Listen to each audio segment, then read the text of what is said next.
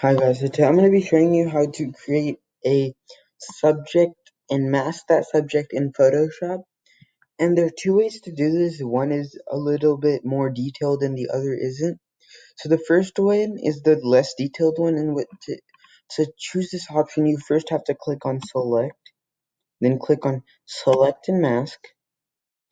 You then want to take the tool that is given and go around your subject and create like a sort of an outline for it to follow. And you want to choose the radius. The radius doesn't really matter. Just, normally the transparency, the whatever is given to you at the top is what I would recommend, and not like try to change that. Take your smooth to I mean, it doesn't really matter. And then the feather, all it will do is it will make sure that it's detailed at that amount. And now, see, as it only creates like a little portion, it doesn't go into the detail with all this hair.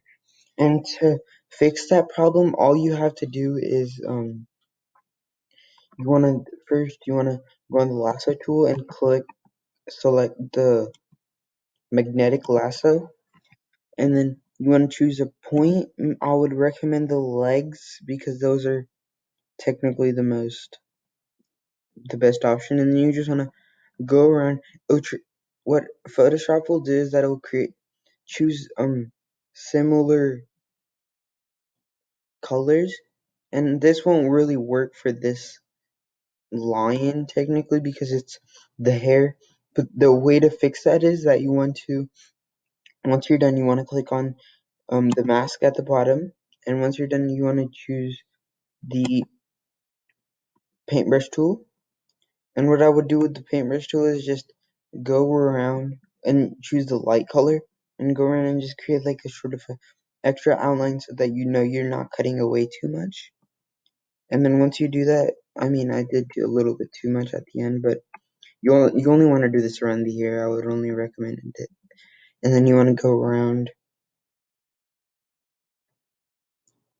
the hair, and then you want to um use the dark tool, and I'll show you whatever you've chosen on the top.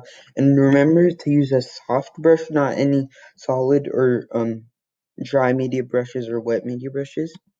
And then you just want to go away slowly. The smaller the paintbrush, the more detail you're gonna do,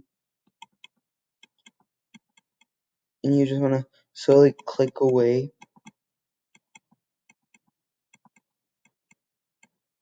on the extra.